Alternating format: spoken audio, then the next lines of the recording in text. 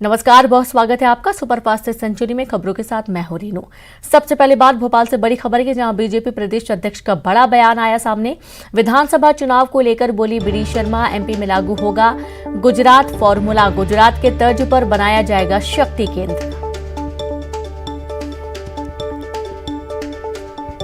तो बड़ी खबर आपको दे रहे हैं भोपाल से। बूथ कार्य विस्तार अभियान के अंदर प्रत्येक बूथ पर 51% वोट शेयर लाना और उसके लिए शक्ति केंद्र की हमारी जो रचना है उस शक्ति केंद्र की रचना को और स्ट्रांग बनाने का काम, एक शक्ति केंद्र के अंदर 6 बूथ और वो 6 बूथों पर। इधर कांग्रेस प्रवक्ता के मिश्रा ने बीजेपी के गुजरात फॉर्मूले फॉलो करने पर कहा कि बीजेपी चाहे जितने भी जतन कर ले, विधानसभा चुनाव में हम बाजी मारेंगे और कमलनाथ फिर से मुख्यमंत्री पद पर आसीन होंगे। मध्य प्रदेश में उसे मालूम है कि कमलनाथ जी के नेतृत्व में स्पष्ट बहुमत वाली सरकार काबिज हो रही है।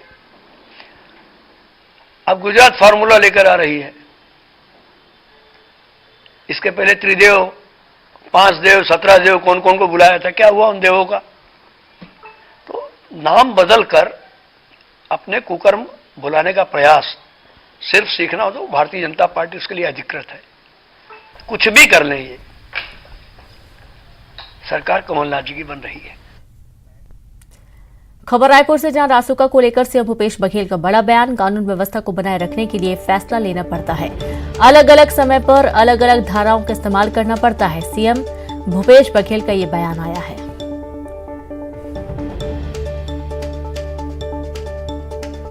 निर्णय लेना पड़ता, समय समय पे निर्णय लेना पड़ता है और जिस प्रकार से घटनाएं इस प्रकार से बढ़ी है और लोग जिस प्रकार से रिएक्ट किए हैं, तो कानून व्यवस्था बनाने के लिए अलग अलग धाराओं का अलग अलग समय प्रयोग किया जाता है। पूरे देश में लगा हुआ है, कोई बोल पाता है क्या? यहाँ तो ये है कि भाजपा के खिलाफ बोलो तो धर्मद्रोही हो जाते हैं, दिल्ली सरकार के खिलाफ बोलो तो राष्ट्रद्रोही हो जाते हैं। वहाँ बना हुआ है ब्रिजमोहन जी को, तो यहाँ बोलने का मौका मिलता है। बचत जगह तो किसी को बोलने का मौका मिलता है क्या? बोले कि तुरंत उसे इंटेलिजेंस से पहुंच जाती है। तो देखा आपने जिस तरीके से लगातार इमरजेंसी की बात कही जा रही थी, यहाँ पर पूर्व मंत्री ने निशाना भी साधा, कानून व्यवस्था को लेकर निशाना साधा गया और इस पर मुख्यमंत्री भूपेश बघेल ने पलटवार किया है। उनका बयान आया रासुका को लेकर सीएम भूपेश बघेल का बड़ा बयान कि कानून व्यवस्था को बनाए रखने के लिए फैसला लेना पड़ता है, अलग अलग समय पर अलग अलग धाराओं का इस्तेमाल करना पड़ता है। दरअसल ये पूरा जो विवाद है वो इसलिए भी क्योंकि 3 जनवरी को एक लेटर जारी किया गया जिनमें कुछ जिलों के जो कलेक्टर हैं उन्हें आदेश दिया गया है कि कार्रवाई की जा सकती है यदि गलत पाया जाता है कोई व्यक्ति। तो इस पर विपक्ष ने निशाना साधना शुरू कर दिया था, जिस पर सीएम भूपेश बघेल ने पलटवार किया है। तो रासुका को लेकर सीएम भूपेश बघेल ने ये बयान दिया है, जब उनका ये कहना है कि कानून व्यवस्था को बनाए रखने के लिए फैसला लेना पड़ता है। अब चूंकि विपक्ष ये भी बार बार निशाना साधता है कानून व्यवस्था ठप है और इसके लिए जब सत्ता पक्ष सरकार कदम उठाती है तो उस पर भी ऐतराज जताता है। अलग अलग समय पर अलग अलग धाराओं का इस्तेमाल करना पड़ता है। और श्रीचंद सुंदरानी जी जुड़ गए हैं बीजेपी से। और श्रीचंद सुंदरानी जी, रासुका को लेकर जिस तरीके से लगातार बयानबाजी हो रही है, मुख्यमंत्री भूपेश बघेल का ये कहना है कि कानून व्यवस्था को बनाए रखने के लिए फैसले लेने पड़ते हैं।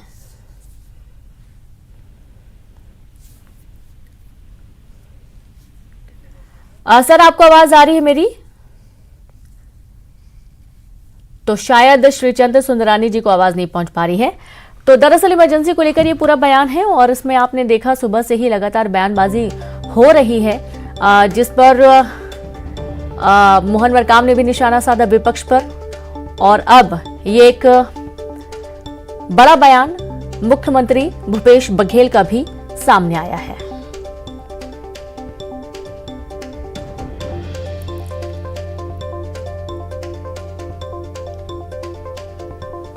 तो सीएम भूपेश बघेल ने कई सारे मुद्दों को लेकर बातचीत की, जिसमें उन्होंने रासुका को लेकर भी स्थिति साफ की है कि कानून व्यवस्था को बनाए रखने के लिए कड़े फैसले लेने पड़ते हैं। आपको मालूम है कि पूर्व मंत्री बृजमोहन अग्रवाल ने राज्य सरकार पर बड़ा हमला बोला। उन्होंने कहा कि प्रदेश सरकार राज्य में इमरजेंसी लगाने की तैयारी में है। किसी पर भी रासुका लगाने का अधिकार कलेक्टर को देने पर उन्होंने राज्य सरकार पर हमला बोला।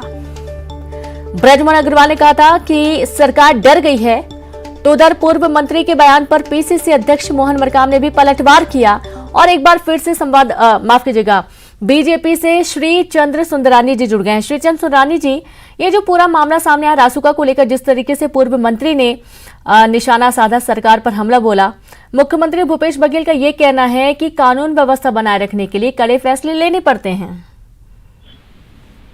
ऐसी क्या स्थिति छत्तीसगढ़ में पैदा होगी जो कानून व्यवस्था बिगड़ गई है? ये सिर्फ तानाशाही प्रवृत्ति, प्रजातंत्र का गला घोटने का प्रयास कांग्रेस का है। हेलो जी जी, कांग्रेस पार्टी प्रजातंत्र का गला घोटना चाहती है, विरोध की आवाज को दबाना चाहती है। जिस प्रकार प्रदेश में धर्मांतरण हुआ उसका विरोध पूरे प्रदेश में हो रहा है। कहीं न कहीं कांग्रेस पार्टी भयभीत है चुनावी वर्ष में। जी, कल 2 दिन पहले एक बयान आया था कि कांग्रेस की सरकार में पिछले 4 सालों में एक भी धर्मांतरण नहीं हुए हैं। इसके पहले लगातार ऐसी खबरें सामने आ रही थी, धर्मांतरण होते थे, लेकिन जब से कांग्रेस की सरकार प्रदेश में है तब से धर्मांतरण नहीं हुआ है एक भी। देखिए रेणु जी, कहीं न कहीं ये कांग्रेस पार्टी भ्रम फैला रही है जी। भारतीय जनता पार्टी की सरकार में धर्मांतरण का कोई विषय ही नहीं आया जी। ये कहते हैं चर्च अधिक बने, मैं कहता हूँ स्वाभाविक बने भी हो, तो हम तो किसी धर्म के में कोई आस्था पे किसी के प्रश्न खड़ा नहीं करते। हम तो जबरिया धर्म परिवर्तन जो आज कराया जा रहा है उसके विरोध में है।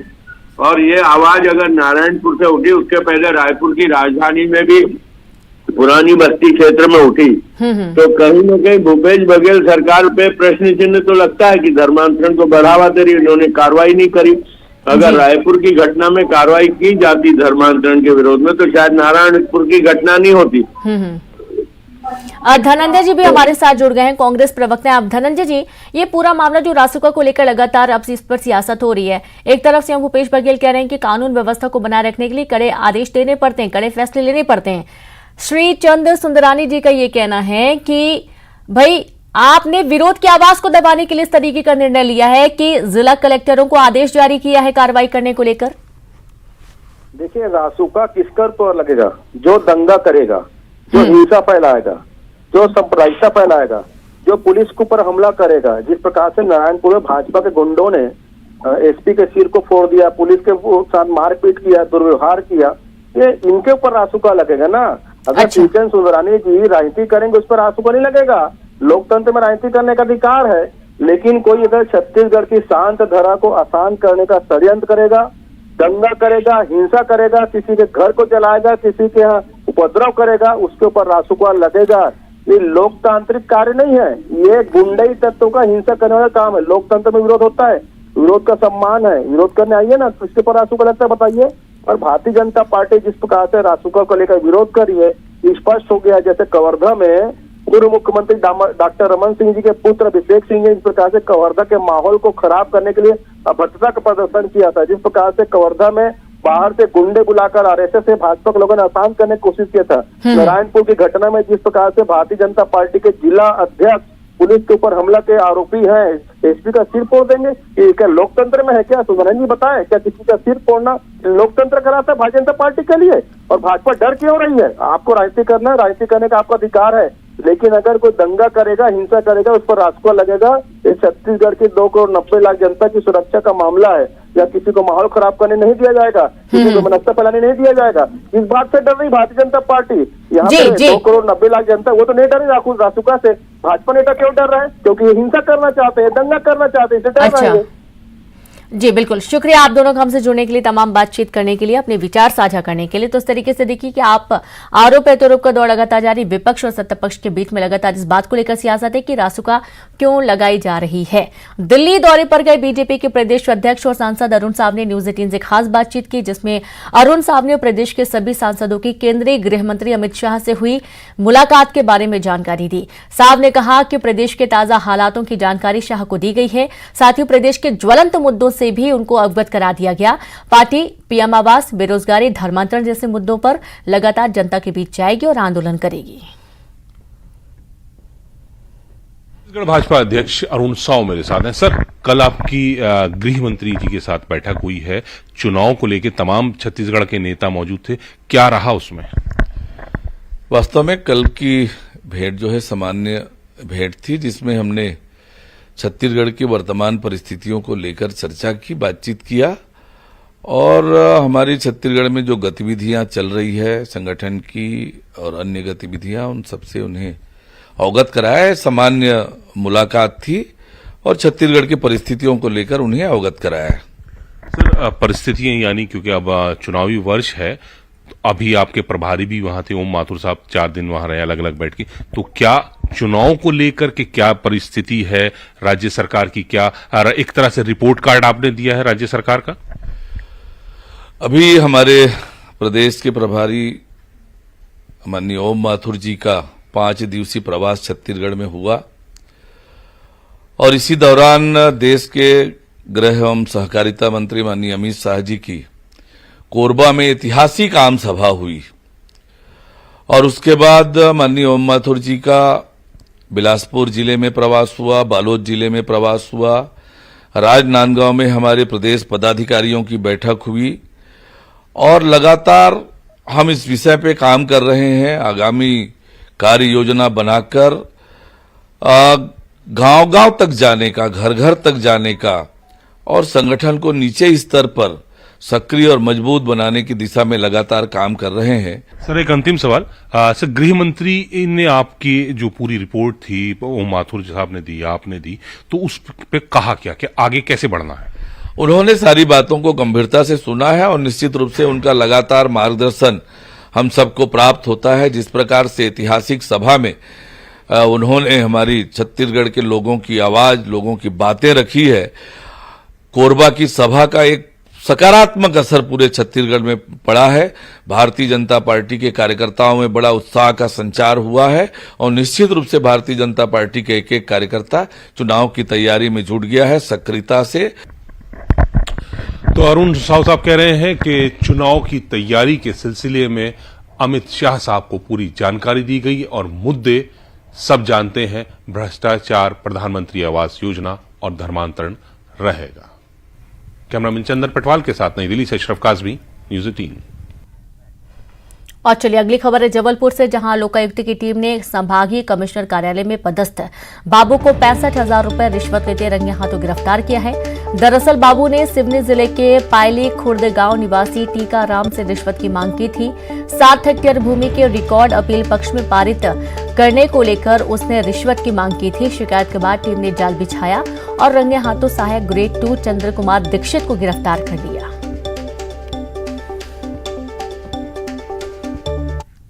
नाम तो नहीं बता पाऊंगा। इसके पहले भी पैसे की मांग की यहाँ हाँ, अभी तो हुआ तब मांग रहे थे 65,000 के पहले। 65,000 नहीं, तभी बोले 65,000 चाहिए तब होगा। उनका नाम बताओ। दीक्षित बाबू लिख से पूरा नाम दीक्षित बाबू बोलते हैं सर। इनके पिताजी के नाम की ग्राम पायली खुर्द में लगभग 18 एकड़ जमीन थी, जिसमें से 7 हेक्टेयर जमीन में बंदोबस्त रिकॉर्ड में किसी अन्य का नाम चढ़ गया था, जिसका प्रकरण अपील प्रकरण अतिरिक्त कमिश्नर कार्यालय जबलपुर के न्यायालय में चल रहा है। तो संभागीय कमिश्नर कार्यालय में लोकायुक्त की कार्रवाई की गई है। खबर जबलपुर से है, जहां पर टीम ने संभागीय कमिश्नर कार्यालय में पदस्थ बाबू को 65,000 रुपए रिश्वत लेते रंगे हाथों गिरफ्तार किया। दरअसल बाबू ने सिवनी जिले के पायली खुर्द गांव निवासी टीकाराम से रिश्वत की मांग की थी। 7 हेक्टेयर भूमि के रिकॉर्ड अपील पक्ष में पारित करने को लेकर रिश्वत की मांग की गई थी। संवाददाता प्रतीक अवस्थी जुड़ गए फोन लाइन पर। प्रतीक, संभागीय कमिश्नर कार्यालय में लोकायुक्त ने कार्रवाई की है, पूरा मामला बताएं। जी हाँ, देखिए बिल्कुल रीनू, संभागीय कमिश्नर कार्यालय में एक कार्रवाई जो कि लोकायुक्त द्वारा की गई। इस कार्रवाई में सहायक ग्रेड 2 यानी जिन्हें हम आम भाषा में बड़े बाबू कहते हैं, उनके द्वारा 65,000 रुपए की रिश्वत ली जा रही थी। दरअसल सिवनी जिले में ही एक जो किसान है जिसकी 7 हेक्टेयर भूमि थी, उसके लिए एक प्रकरण में अपील पेश की गई थी और वो अपील अपने पक्ष में पारित कराने ना ऑर्डर उसके पक्ष में दिलाने के नाम पर 65,000 रुपए की रिश्वत जो है वो मांगी जा रही थी। चंद्र कुमार दीक्षित हैं जो कि सहायक ग्रेड 2 थे, इनके द्वारा रिश्वत की मांग की गई थी और टीकाराम जो थे जिन्होंने रिश्वत दी थी और 65,000 रुपए इसकी एवज में इनके द्वारा दिए गए थे और लोकायुक्त ने इन्हें रंगे हाथों ट्रेस किया है और फिलहाल गिरफ्तारी करते हुए जो आगामी कार्रवाई है वो यहाँ जारी है। जी बिल्कुल, बहुत शुक्रिया आपको प्रतीक तमाम जानकारी के लिए। तो जो कार्रवाई है वो अभी लगातार चल रही है, मामले की जांच जारी है। आरोपी बाबू को टीम ने हिरासत में ले लिया है। और अब रायपुर से खबर है, फर्जी आईएएस अधिकारी गिरफ्तार कर लिए गए। तारण दास भारती को पुलिस ने किया गिरफ्तार। बकाये पैसे के लिए फर्जी लेटर पैड का उपयोग का आरोप लगा है। संस्कृति संचालनालय में बकाया रकम थी। लोक कलाकार है गिरफ्तार आरोपी। सिविल लाइन पुलिस ने मामला दर्ज कर लिया है। तो खबर रायपुर से है, जहां पर संस्कृति संचालनालय में बकाया रकम का पूरा मामला है। बकाये पैसे के लिए फर्जी लेटर पैड का उपयोग किया गया। लोक कलाकार है गिरफ्तार आरोपी। सिविल लाइन पुलिस ने मामला दर्ज किया है। दरअसल ये फर्जी आईएएस अधिकारी बनकर वारदात को अंजाम दे रहा था। तारण दास भारती को पुलिस ने गिरफ्तार कर लिया है। खबर रायपुर से है।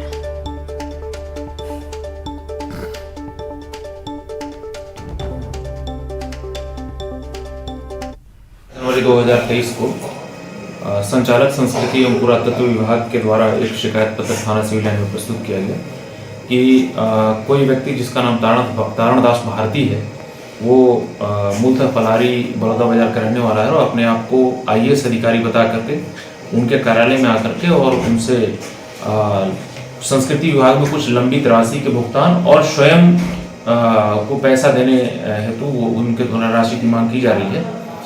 उनको शक होने पर कि ये व्यक्ति फर्जी आईएएस है, उनके द्वारा एक लिखित शिकायत की गई और लिखित शिकायत के आधार पर तारणदास भारती पिता प्रेरणालाल भारती ग्राम छिड़काटी थाना पलारी जिला बड़ौदा बाजार के विरुद्ध धारा 170 भादवी का अपराध कायम कर विवेचना में लिया गया है। आरोपी की गिरफ्तारी कर ली गई है और न्यायिक रिमांड में। और चलिए अब रुक करेंगे सुपरफास्ट सेंचुरी का। चुनाव आयोग का